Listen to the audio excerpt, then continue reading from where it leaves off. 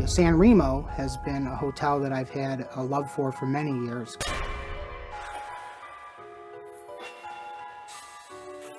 It's such a unique place.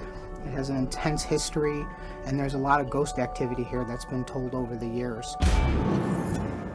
And through my friendships with the owners and the manager, I've been very fortunate to come in here and document some of the hauntings and experience some of the hauntings that are here.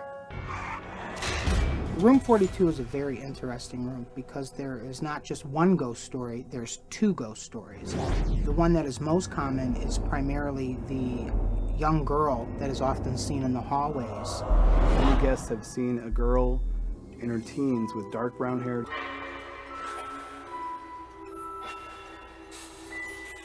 She's wearing a bonnet and a dress.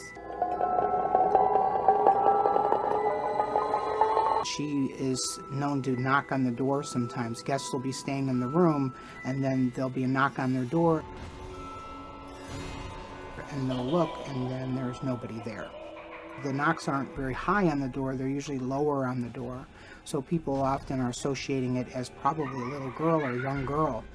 My theory is because there was families in those rooms, they're so small, where did the kids go to play? Probably the hallways of the San Remo Hotel.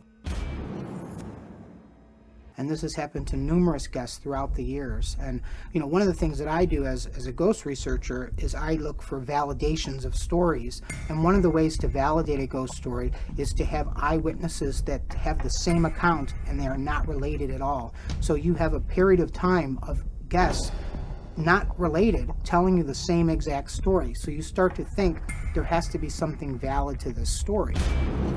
Some believe the little girl may be the little girl that the manager, Kenley, saw in the air shaft. The air shaft goes all the way up the hotel, and there's actually windows from the rooms facing into the air shaft. It's actually would be easy to fall in. And that's one of the theories, is that maybe this girl who was playing slipped and fell into the air shaft. She's actually been seen through the window, kind of hovering inside the air shaft. She's still there. She's still playing in the hallways upstairs.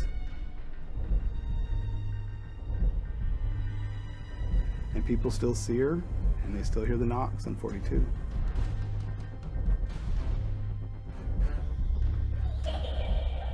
Another story that goes on there was a tragedy there. Unfortunately, a gentleman in the 70s, in his 40s, committed suicide in that room. He was very, very depressed. I believe he didn't have any family or any friends to speak of.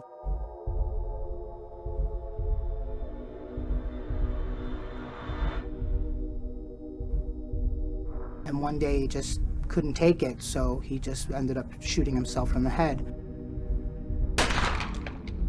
With that much depression and built up loneliness, it's probably going to have an impression on the room. Now, he is known to be in the room. People do hear his voice in the room. There are some times where things seem to be moving around in the room when no one is in the room. I know there have been staff members that have heard in room 42 movement, and then they would go in there and there would be nobody checked in and there would be nobody in the room. It still lingers, and I think anybody who stays in that room is going to feel that despair and that gloom and tension in the room. It really is compelling when you have this sort of personal experience. You know, to me, it helps validate that there really is something going on in room 42.